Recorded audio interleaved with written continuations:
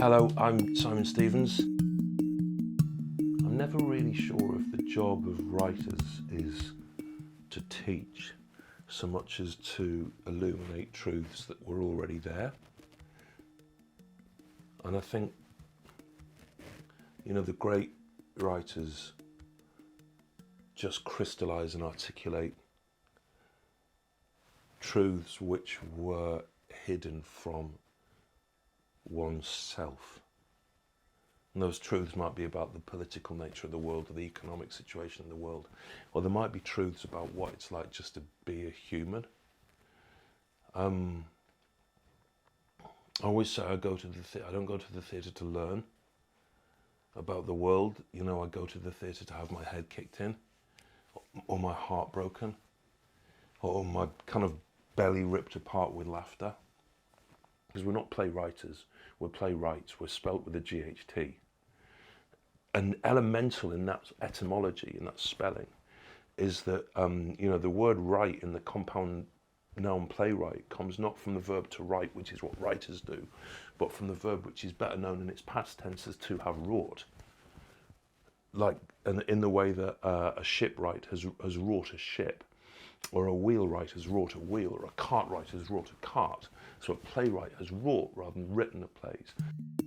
I've written like a ludicrous amount of plays now, and I love them all equally. I was really proud that my two plays, Seawall and T5, were co-produced by Paines Plough in 2012 for a national tour.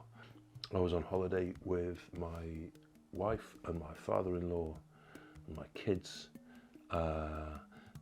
We were on holiday in France. My daughter was a little baby. It was the first time my father-in-law had met my daughter. I had no time at all to come up with the material for this play, so I just drew it in a very unguarded way from the moment I was in, from the life that I was living at that time. I remember going for a swim one day. Me and my father-in-law went down on the rocks by the house with my kids, and we took it in turns to go for a swim and to look after the kids. I remember going out for a swim, and I always do the same thing when I'm swimming, which is I'll swim as far as I think is safe, and then I'll stop and I'll turn and I'll have a look at the bay, and then I'll do 10 more strokes and then I'll swim back. I remember turning a look at the bay and thinking that my father-in-law wasn't watching my kids properly. He was reading this book that he was really into, and the kids were playing around him. And I remember thinking, they could fall. And if they fell on those rocks, they would die. And my initial impulse was to be really cross with my father-in-law for not looking after my children. And then I thought, that's actually quite a good idea for a play. So I'm back to the shore, made sure the kids are safe, and kind of like within the space of about half an hour had conceived the play that I was going to write. In those days, in 2008 and the 2000s, I didn't have a smartphone. So when you come back from holiday, you get like 150 emails or 200 emails. All the emails from the previous weeks are just there waiting for you. And I had one from the Irish actor Andrew Scott, who I knew a little bit, and I loved him. I really loved his work, and I decided that I would write this monologue about a guy who went on holiday with his father-in-law and his baby, and I'd write it for Andrew. And once I'd conceived those things, I wrote the play in about a week. It was directed really beautifully by George Perrin, produced at the Bush, and then taken to the Traverse. And then when George and James took over from Paines Plough, they had the idea of reviving Seawall and coupling it with another monologue of mine, T5, and coupling them together in a show called London. And that was my Paines Plough debut, the coupling of those two shows.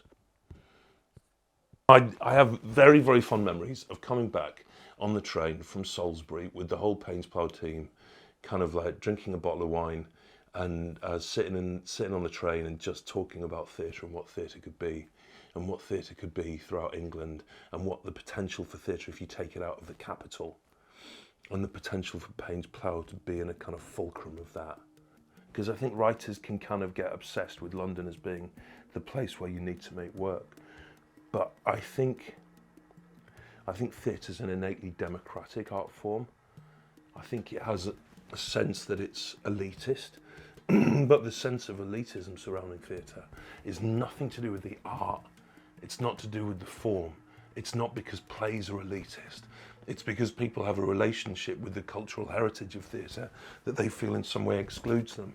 And if you work against that, and if you really try and encourage people to come to theatre, that they can be moved and they can be haunted and they can be inspired and excited by all manner of different art and all manner of different stories and all manner of different theatres. And that the potential in this art form is I think it's extraordinary. I think there's something ancient about the impulse to collect a congregation of strangers in one room and engage in the live enactment of a single drama. There's something deep in our metabolism as humans that resonates with. I think we missed it profoundly in the last couple of years of the pandemic. And I think to hold on to the faith in that is really imperative if this country is going to reimagine itself.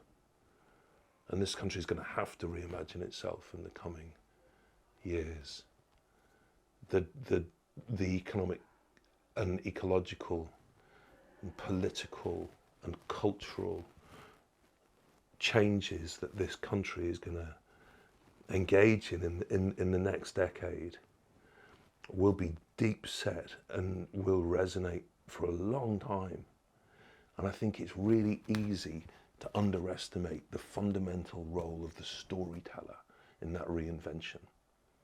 And we mustn't underestimate it. I think storytellers are imperative, and theatre remains for me the best medium for storytelling. And Paines Plough, with their faith in audiences throughout the United Kingdom, and the faith in the direct relationship between the writer and the actor and the audience, are right at the heart of that storytelling.